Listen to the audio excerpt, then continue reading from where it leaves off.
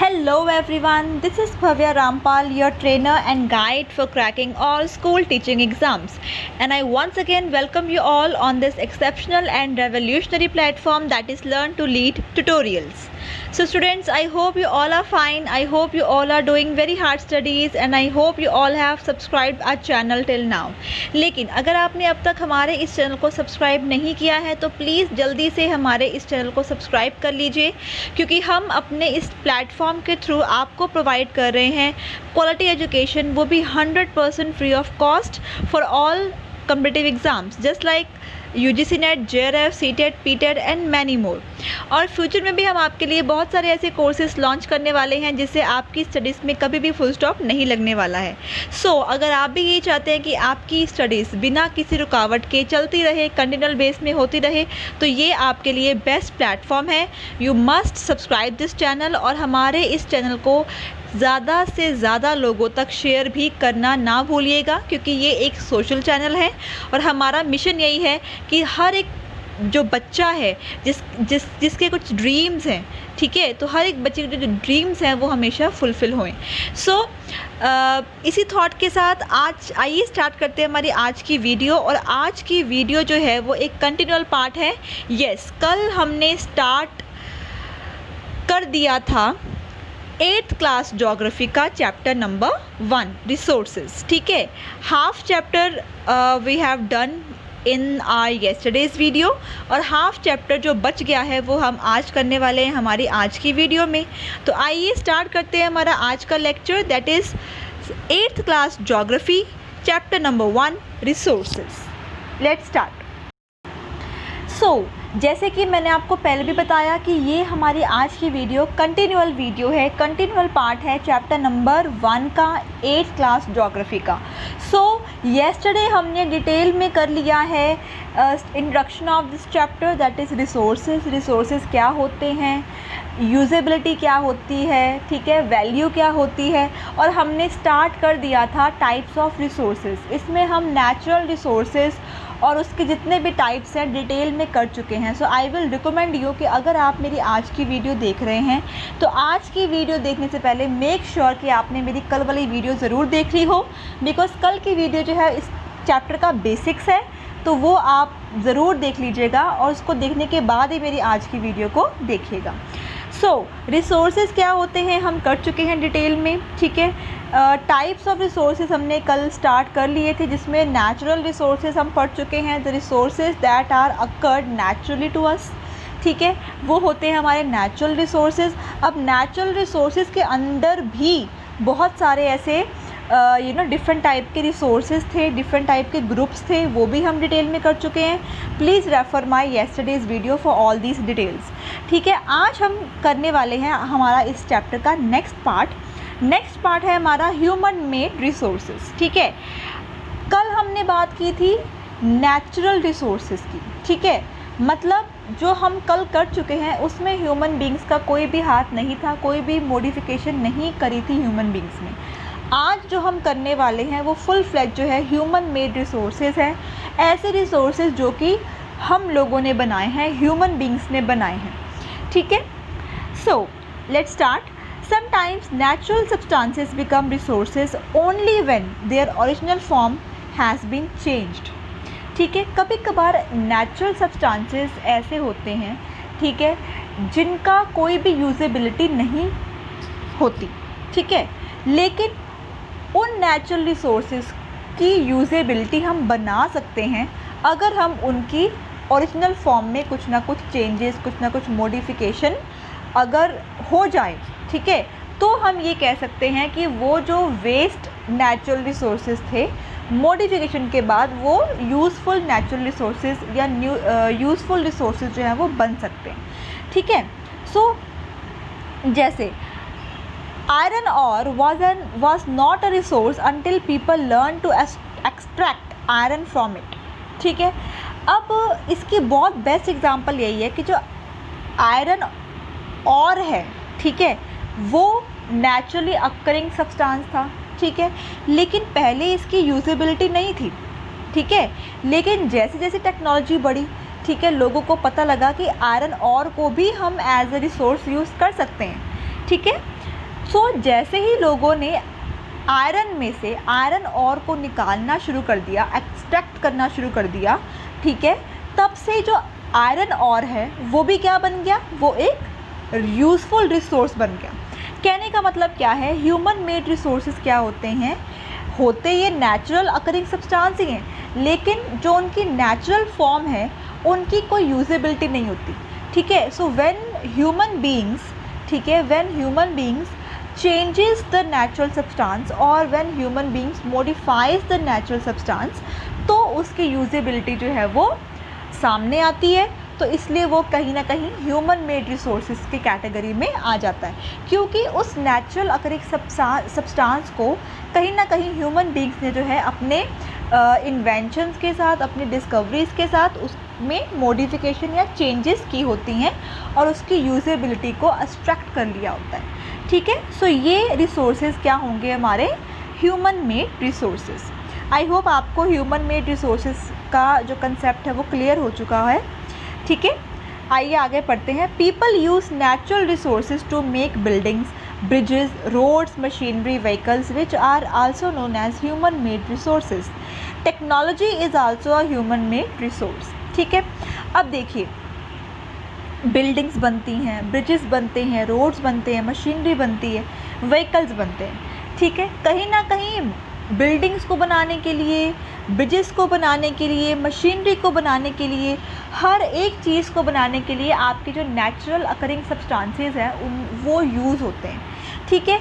लेकिन उन natural occurring substances को यूज़ करके, मॉडिफाई करके जब हम बिल्डिंग्स बनाते हैं, जब हम ब्रिजेस बनाते हैं, रोड्स बनाते हैं, व्हीकल्स बनाते हैं, मशीनरी बनाते हैं, ठीक है, तो कहीं ना कहीं वो हमारा जो है वो ह्यूमन मेड रिसोर्स बन जाता है, ठीक है।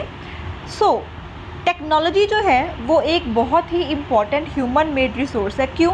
बिकॉज टेक्नोलॉजी ही एक ऐसा, आप कह सकते हो, फैक्टर है, ठीक है, एक ऐसा इक्विपमेंट है जिससे हम नेचुरल सब्सटेंसेस में मॉडिफिकेशन, ठीक है, या चेंजेस कर सकते हैं। सो टेक्नोलॉजी जो है वो ह्यूमन मेड रिसोर्स है, ठीक है। आई होप आपको ह्यूमन मेड रिसोर्सेज का जो मीनिंग है वो अच्छे से क्लियर हो गया होगा, ठीक है। ओके, आगे बढ़ते हैं। नेक्स्ट टॉपिक है हमारा ह्यूमन रिसोर्सेज। अब यहाँ पे थोड़ा सा डिफरेंस है ह्यूमन मेड रिसोर्सेज में और ह्यूमन रिसोर्सेज में। आइए पढ़ते हैं, आपको समझ में आ जाएगा। सो ह्यूमन रिसोर्सेज में पढ़ते हैं, people can make the best use of nature to have more resources when they have the knowledge, skill and the technology to do so. That is why human beings are a special resource. People are human resources, ठीक है। Human resources का मतलब क्या है? Human resource बच्चे होता है human beings, ठीक है। अब हमें इतना पता है कि जो human beings हैं, ठीक है, उन्होंने टेक्नोलॉजी के साथ बहुत कुछ, मोबाइल फ़ोन्स बना लिए, टीवी बना लिए, ठीक है, रोड्स बना लिए, मशीनरी बना ली, ब्रिजेस बना लिए, व्हीकल्स बना लिए, ठीक है। ये सब आइडियाज़, ठीक है, ये सब नई नई इन्वेंशंस, नए जो आप कह सकते हो, ये जो नई जो चीज़ें बनती हैं उसको बनाने का आइडिया जो है वो हमारे दिमाग में आता है, ह्यूमन बींग्स के दिमाग में आता है। तो जो ह्यूमन बींग्स हैं, जो इंसान है, मनुष्य है, वो भी कहीं ना कहीं एक जो है रिसोर्स है, ठीक है। सो ह्यूमन मेड रिसोर्स और ह्यूमन रिसोर्स में यही डिफरेंस है। ह्यूमन मेड रिसोर्सेज वो रिसोर्सेज हैं जो कि ह्यूमन बींग्स ने बनाए हैं, ठीक है, लेकिन जो ह्यूमन रिसोर्सेज हैं वो खुद ह्यूमन बींग्स हैं, ठीक है। आई होप आपको क्लियर हो गया। So people are human resources, जो लोग हैं, जो ह्यूमन बींग्स हैं, जो इंसान हैं, वो एक रिसोर्स है, वो अपने आप में खुद में एक रिसोर्स है, ठीक है। Education and health help in making people a valuable resource, improving the quality of the people's skill so that they are able to create more resources is known as human resource development. अब human resource को बनाने में, human resource को आप कह सकते हो develop करने में, ठीक है, किसका हाथ है? एजुकेशन का हाथ है, ठीक है, और आपकी अच्छी सेहत का हाथ है, ठीक है। अगर आप एजुकेटेड रहोगे, अगर आप सेहत वाइज अच्छे रहोगे तो नए नए आइडियाज़, ठीक है, नई नई टेक्नोलॉजी, नई नई चीज़ें जो है वो आप बना सकते हो, ठीक है। सो अब ह्यूमन रिसोर्स डेवलपमेंट क्या है? ह्यूमन रिसोर्स डेवलपमेंट एक आप कह सकते हो एक टाइप का एक पैटर्न है, ठीक है, या कुछ भी आप कह सकते हो, जिससे कि हम जो है ह्यूमन बींग्स में जो उनका जो आइडियाज़ है, जो उनके जो अंदर जो क्षमता है उनकी, ठीक है, उसको हम डेवलप करने में हेल्प करते हैं। सो ह्यूमन रिसोर्स डेवलपमेंट का सिंपल मतलब क्या है कि जो हमारे ह्यूमन रिसोर्स हैं उनको डेवलप करना, उनकी और भी डेवलपमेंट करनी, ये होता है हमारा ह्यूमन रिसोर्स डेवलपमेंट। ठीक है, आई होप आपको ह्यूमन रिसोर्स का मतलब भी क्लियर हो गया होगा। ओके, चलिए नेक्स्ट चलते हैं। Very very important topic, conserving resources.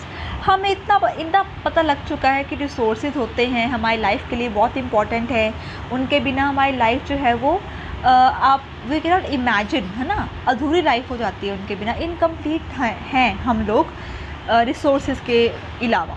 ठीक है, अब कैसे हम रिसोर्सेज को कंजर्व कर सकते हैं? कंजर्व मतलब कैसे हम उनको सेव कर सकते हैं, सेफ गार्ड कर सकते हैं, कैसे हम उनको बचा के रख सकते हैं। ठीक है, this is all about conserving resources. आइए पढ़ते हैं। सो ये आगे इट इज़ जस्ट अब कह सकते हो कि स्टोरी है। ठीक है, स्टोरी से आगे पढ़ते हैं यहाँ से। यूजिंग रिसोर्सेज, यू नो, अब हमारे जो रिसोर्सेज हैं, क्योंकि कुछ रिसोर्सेज ऐसे हैं जो कि लिमिटेड है। ठीक है, अब लिमिटेड रिसोर्सेज को हमें बहुत ही ध्यान से, we have to use the limited resources. ठीक है, बहुत ही ध्यान से हमें उनको यूज़ करना चाहिए। वाई? बिकॉज अगर हम उसको वेस्टफुल मैनर में अगर हम अपने रिसोर्सेज को यूज़ कर रहे हैं तो एक टाइम ऐसा आएगा कि जो हमारे रिसोर्सेज हैं वो धीरे धीरे जो है वो ख़त्म होना स्टार्ट हो जाएंगे। ठीक है, वो रिन्यू नहीं होंगे। अगर रिन्यू होंगे भी तो उनको बहुत ज़्यादा टाइम लगेगा अपने आप को दोबारा से रिन्यू करने के लिए। ठीक है, सो वेस्ट नहीं करना है हमने अपने रिसोर्सेज को, बहुत इनको ध्यान से हमें यूज़ करना है। Balancing the need to use resources and also conserve them for the future is called sustainable development. अब यहाँ पे एक टर्म है सस्टेनेबल डेवलपमेंट। सस्टेनेबल डेवलपमेंट का मतलब क्या है? रिसोर्सेज को बैलेंस करना, रिसोर्सेज के यूसेज को बैलेंस करना। ठीक है, और रिसोर्सेज को कंजर्व करके रखना, बचा के रखना फ्यूचर के लिए। ठीक है, आने वाली फ्यूचर जनरेशन्स के लिए, भविष्य के लिए जब हम बचा के रखते हैं कोई रिसोर्सेज को, ठीक है, या रिसोर्सेज के यूसेज में जब हम बैलेंस बना के रखते हैं, उसको हम क्या बोलेंगे? Sustainable development, to sustain. ठीक है,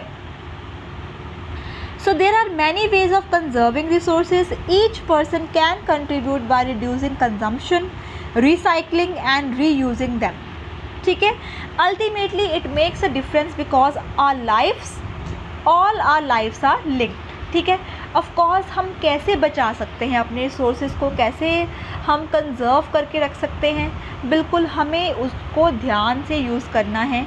रिड्यूसिंग कंजम्पशन मतलब हमारी नीड के लिए यूज़ करना। ठीक है, जितनी हमें ज़रूरत है उतनी ही क्वांटिटी में हमने अपने रिसोर्सेज को यूज़ करना है, वेस्टफुल मैनर में नहीं यूज़ करना है। ठीक है, रिसाइकलिंग मतलब उनको रिसाइकल करने की कोशिश करनी है। ठीक है, उनको वेस्ट मटेरियल समझ के हमने उनको फेंकना नहीं है, हमने उसको रिसाइकल करना है, री यूज़ करना है, रीन्यू करना है। ठीक है, और हमें ये क्यों करना है? क्योंकि हमारी अपकमिंग जनरेशन्स को भी इन रिसोर्सेज की ज़रूरत पड़ने वाली है। अगर ये सारे रिसोर्सेज अभी ख़त्म हो जाएंगे तो जो अपकमिंग जनरेशन्स हैं वो सरवाइव नहीं कर पाएंगी। सो अपने आने वाले जनरेशन्स के लिए, भविष्य के लिए हमें जो है रिसोर्सेज को कंजर्व करके बचा के रखना ही पड़ेगा। ठीक है जी, ओके। अब देखिए यहाँ पे देखिए, ये पिक्चर बहुत ज़्यादा इम्पॉर्टेंट है। ये बता रही है how to conserve our resources. ठीक है, एक बॉय है, वो क्या कर रहा है? He is saving the electricity. ठीक है, एक गर्ल है, ही इज़ सेविंग वाटर। ठीक है। और जो दो नीचे जो बच्चे हैं वो अपने जो वेस्ट मटेरियल हैं, वेस्ट रिसोर्सेज हैं, उनको रिसाइकल कर रहे हैं। ठीक है, तो ये जो पिक्चर है ये एक मैसेज यहाँ पे डिपिक्ट कर रही है कि we have to conserve our resources for the better future. Okay, I hope आपको क्लियर हो गया है। ओके, अब देखते हैं यहाँ पे कुछ दिया हुआ है येलो बॉक्स में, some principles of sustainable development. क्या क्या प्रिंसिपल्स को फॉलो करके हम सस्टेनेबल डेवलपमेंट कर सकते हैं। सबसे पहले रिस्पेक्ट करो। ठीक है, कोई भी फॉर्म ऑफ लाइफ है, चाहे वो प्लांट है, चाहे वो एनिमल है, चाहे वो ह्यूमन बीइंग है, चाहे वो बर्ड्स हैं, चाहे वो कोई भी लिविंग जो थिंग्स हैं। ठीक है, लिविंग थिंग्स की हमें रिस्पेक्ट करनी चाहिए, उनका ध्यान रखना चाहिए। और हमें हमारी ह्यूमन लाइफ की जो we have to improve the standard of living, हमारा जो स्टैंडर्ड ऑफ लिविंग है उसको हमें इम्प्रूव करना चाहिए। ठीक है, अर्थ की डाइवर्सिटी को कंजर्व करके रखना चाहिए। ठीक है, रिसोर्सेज को भी मिनिमल यूज़ करना चाहिए।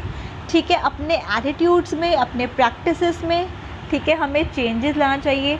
हमें डिफॉरेस्टेशन नहीं करनी चाहिए, हमें एफॉरेस्टेशन करनी चाहिए।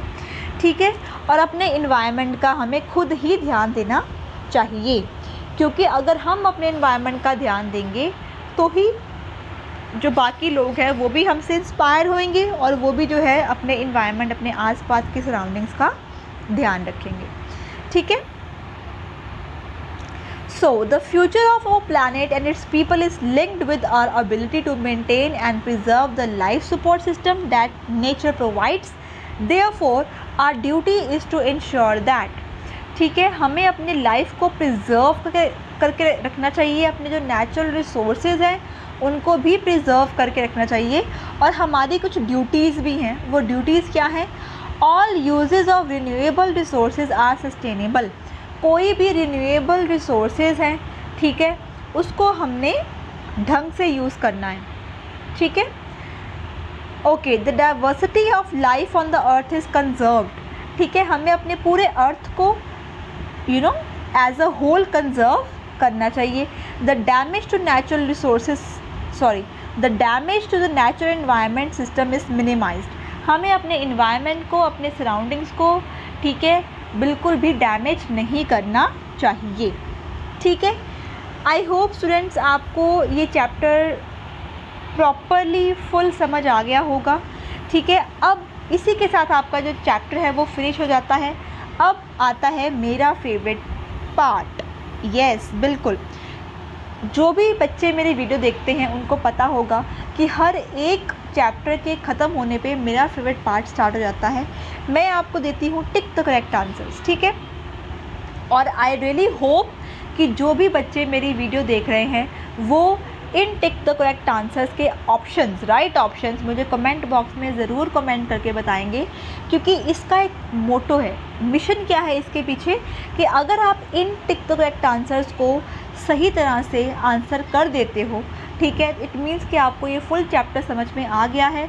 और इस चैप्टर में से कुछ भी अगर आपके स्कूल टीचिंग एग्ज़ाम्स में आ जाता है तो आप उसको सॉल्व करने के लिए एबल हो जाते हो।